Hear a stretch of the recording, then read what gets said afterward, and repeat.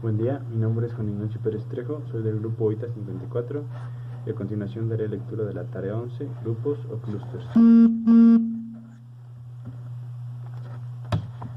Clústeres. Los clústeres agrupan elementos de datos de tipos mixtos. Un ejemplo de clúster es el clúster que combina un valor booleano, un valor numérico y una cadena. Características. Un clúster es similar a un registro o una estructura en formato de texto. El objetivo es eliminar el desorden de cables en el diagrama de bloques y reducir el número de terminales del panel conector que los sub-BI necesitan. El panel conector tiene como máximo 28 terminales. La mayoría de los clústeres del diagrama de bloques tiene un patrón de cable rosa y un tipo de datos terminal. Los grupos de valores numéricos, a veces denominados puntos, tienen un patrón de cable marrón y un terminal de tipo de datos.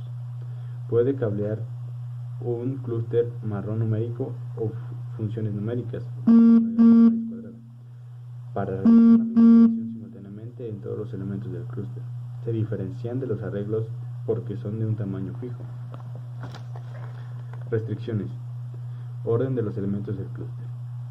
Para hacer uso de dos clústeres, control es necesario que se encuentren en orden cada uno de los elementos.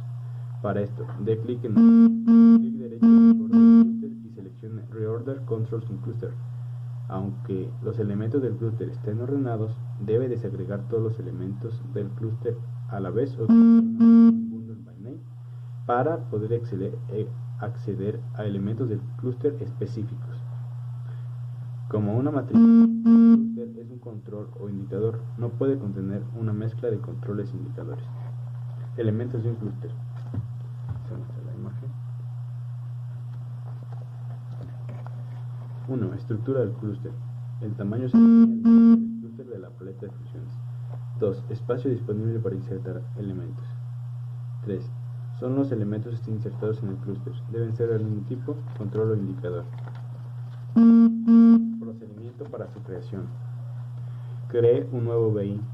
Haga clic derecho en el panel frontal para mostrar la paleta de funciones.